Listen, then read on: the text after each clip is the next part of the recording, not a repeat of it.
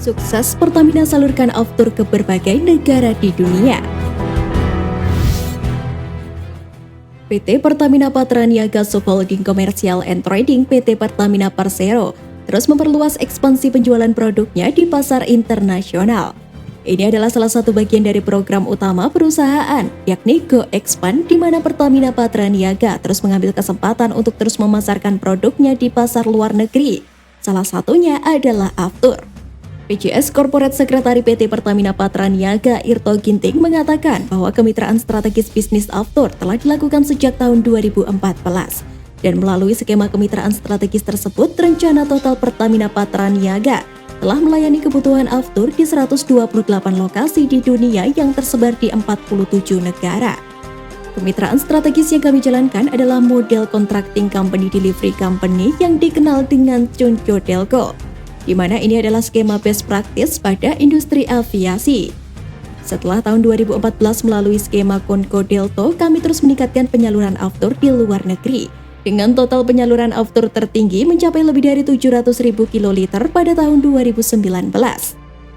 Dilihat dari total volume penyaluran aftur sejak tahun 2014 melalui kemitraan strategis ini pun tidak hanya terpusat di regional Asia Tenggara, namun hingga Eropa dan Timur Tengah.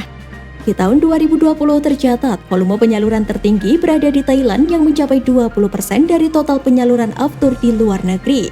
Disusul oleh Jepang mencapai lebih dari 14%. Untuk di Eropa dan Timur Tengah juga cukup tinggi, tepatnya di Belanda dan Arab Saudi, di mana penyaluran di kedua negara tersebut hampir mencapai 8% dari total penyaluran internasional.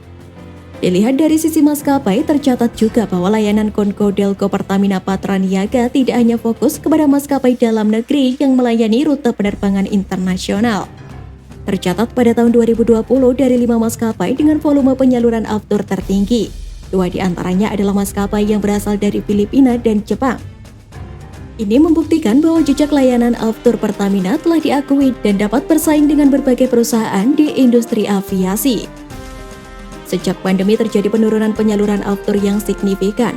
Hal tersebut dipengaruhi oleh permintaan yang menurun dan terbatasnya jumlah penerbangan. Namun hal ini dimanfaatkan perusahaan untuk mengevaluasi dan meningkatkan kualitas dan juga efektivitas layanan aftur di luar negeri. Salah satu yang dilakukan adalah melakukan penyelarasan bisnis dengan Pertamina International Marketing and Distribution sebagai trading arm kami di luar negeri. Kami akan melakukan penyesuaian strategi dalam melakukan ekspansi bisnis aftur ke depan. Kedua adalah memperkuat sistem digitalisasi. Ini adalah upaya kami memperkuat mekanisme yang menunjang pelayanan penyaluran aftur. Kami harap ke depan bisnis aviasi akan kian membaik, dan kami bisa terus memperluas jaringan bisnis aftur internasional Pertamina. Di sisi lain, Indonesia usai sukses menggelar uji coba penggunaan bioaftur pada pesawat. Kini pemerintah mulai memperhitungkan potensi pendapatan. Hasilnya, dari penjualan bahan bakar ranah energi ini, Indonesia bisa mendatangkan keuntungan hingga 1,1 triliun rupiah. Menteri Koordinasi Bidang Perekonomian Airlangga Hartarto mengatakan, bioaftur sebagai bahan bakar campuran pada transportasi udara memiliki pangsa pasar yang besar.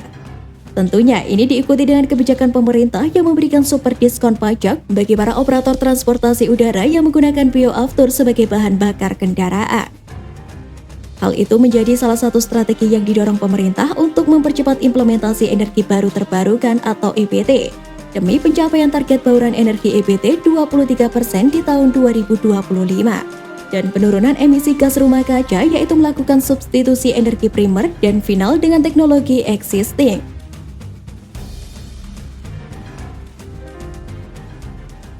Aksi Presiden Jokowi jajal sirkuit Mandalika haru dan bangga.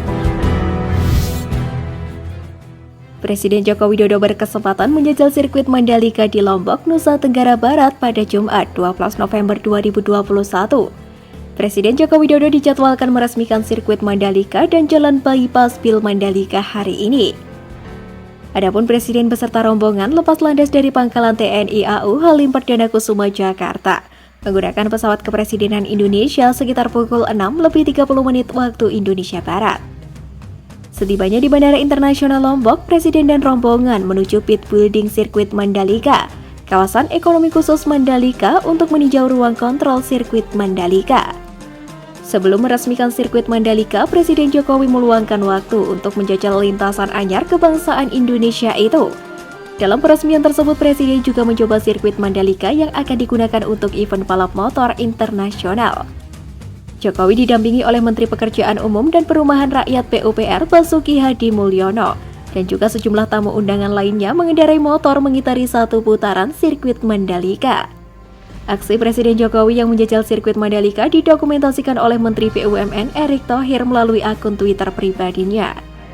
Dalam video yang diunggah, Erick Thohir memperlihatkan Presiden Jokowi yang menunggangi motor balap berwarna hijau dan hendak melakukan start. Presiden Jokowi juga terlihat mengenakan perlengkapan berkendara seperti jaket dan helm. Selain itu, terdapat sejumlah orang yang ikut turun mencoba aspal sirkuit Mandalika di belakang Presiden. Presiden Jokowi juga didampingi oleh Menteri Sekretaris Negara Pratikno, Menteri Perdagangan Muhammad Lutfi, Menteri Investasi atau Kepala BKPM Bahlil Lahadalia, dan juga staf khusus Presiden Angki Yudhistia dalam kunjungan kerja ke Mandalika. Pada Jumat petang, Presiden akan mengikuti konferensi tingkat Asia atau KTT Asia Pacific Economic Corporation atau APEC secara virtual dari Lombok. Setelah sirkuit Mandalika diresmikan, seri terakhir World Superbike 2020 akan digelar di lintasan sepanjang 4,31 km itu. Para pembalap WSBK dijadwalkan akan tampil pada seri terakhir balapan musim ini di sirkuit Mandalika pada tanggal 19 hingga 21 November 2021. World Superbike merupakan ajang balap motor pendahuluan sebelum MotoGP. Adapun MotoGP rencananya akan digelar di lokasi yang sama pada Maret 2022 mendatang. Presiden Jokowi telah menginstruksikan jajarannya untuk menggelar World Superbike dengan protokol kesehatan pencegahan COVID-19 yang ketat.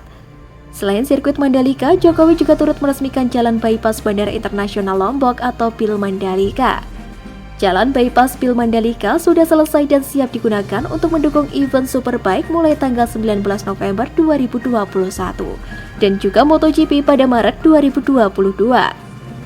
Pembangunan jalan bypass tersebut telah mengurangi waktu tempuh dari Bandara Internasional Lombok menuju kawasan Mandalika dari yang semula sekitar 45 menit menjadi 15 menit dengan jumlah lajur dari semula 2 kini menjadi 4 lajur. Jalan bypass juga dilengkapi dengan 2 jembatan, 11 overpass, dan 3 jembatan penyeberangan orang atau JPO yang dibangun untuk memperlancar arus lalu lintas dan memfasilitasi akses bagi warga sekitar. Saat ini jalan tersebut juga telah menjadi salah satu spot swafoto warga yang melintas, karena merupakan salah satu ikon baru di kawasan Mandalika. Pembangunan jalan bypass PIL Mandalika terdiri dari 3 paket pekerjaan dengan anggaran bersumber dari APBN tahun 2020-2021 sebesar 705 miliar rupiah. Paket 1 sepanjang 4,30 km dengan kontraktor PT Nidya Karya, PT Bumi Agung atau KSO dengan anggaran sebesar 199 miliar rupiah. Kemudian paket 2 sepanjang 9,70 km, kontraknya PT Adikarya Persero Tbk dengan PT Metro Lestari Utama KSO dengan anggaran senilai 353 miliar rupiah. Selanjutnya untuk paket ketiga sepanjang 3,36 km, kontraktornya oleh PT Yasa Patria Perkasa dengan anggaran senilai 152 miliar rupiah.